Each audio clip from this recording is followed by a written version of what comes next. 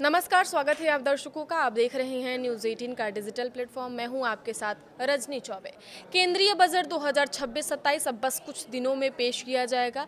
इसी हफ्ते के रविवार को यानी 1 फरवरी को वित्त मंत्री निर्मला सीतारमण 2026 को रविवार के दिन लोकसभा में 11 बजे के लगभग बजट पेश करेंगे। यह उनका लगातार 9वां बजट होगा, जो स्वतंत्र भारत के इतिहास में एक बड़ा रिकॉर्ड है। इससे पहले मोरारजी देसाई ने सबसे ज़्यादा 10 बार बजट पेश किया था, जिनमें से 8 पूर्ण बजट जबकि 2 अंतरिम बजट थे।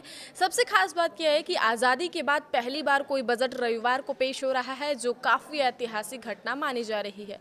पहले भी कभी कभी शनिवार को बजट आया था, जैसे 2015 और 2016 में अरुण जेटली ने पेश किया था, लेकिन रविवार का यह पहला मौका है। इस बार बजट से आम जनता से लेकर इंडस्ट्री के अलग अलग एक्सपर्ट्स को कई सारी उम्मीदें हैं।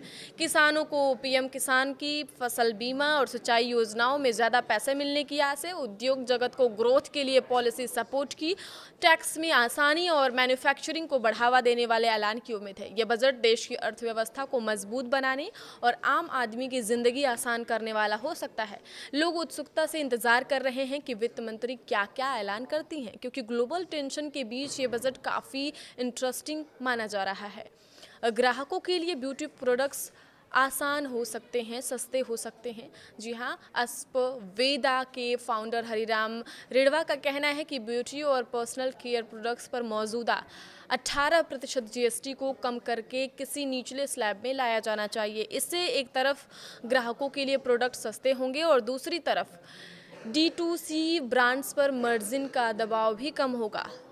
फिलहाल मार्केटिंग, लॉजिस्टिक और रिटर्न जैसे चीज़ों पर कंपनियां का जो खर्च है वो काफ़ी ज़्यादा है। अगर जीएसटी घटता है तो कंपनियां अपने प्रोडक्ट्स और क्वालिटी पर ज़्यादा निवेश कर पाएंगी।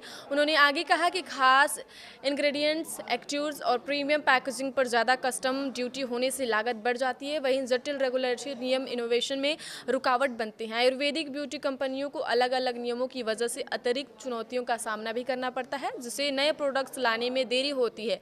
अगर टियर 2 और टियर 3 शहरों में मैन्युफैक्चरिंग और ऑफलाइन रिटेल विस्तार को बढ़ावा दिया जाए, साथ ही एक्सपोर्ट से जुड़े नियम आसान हो और रिफंड जल्दी मिले, तो भारतीय कॉस्मेटिक ब्रांड देश और विदेश दोनों बाजारों में बेहतर तरीके से प्रतिस्पर्धा कर पाएंगे। इनमें टैक्स स्लैब आसान होने और छूट बढ़ने की उम्मीद। फ्लैशबैक के फाउंडर और सीईओ प्रणव कुमार के अनुसार बजट 2026 को लेकर काफ़ी उम्मीदें हैं। लोगों को ऐसे ऐलानों का इंतजार है जो आर्थिक विकास को बढ़ावा दे और साथ साथ वित्तीय संतुलन भी बनाए रखे। मिडिल क्लास को इनकम टैक्स स्लैब आसान होने और छूट बढ़ने की उम्मीद है, जिससे हाथ में ज़्यादा पैसे आएँ। वही रियल इकोनॉमी, खासकर रियल एस्टेट सेक्टर के लिए सरकारी समर्थन बढ़ने की उम्मीद है, ताकि अफोर्डेबल हाउसिंग, फंडिंग और आसान क्रेडिट्स के जरिए हाउसिंग और जुड़े सेक्टरों में लगातार मांग और विकास बना रहे। आगे की खबरों के लिए आप देखते रहिए न्यूज़ 18 का डिजिटल प्लेटफॉर्म। धन्यवाद।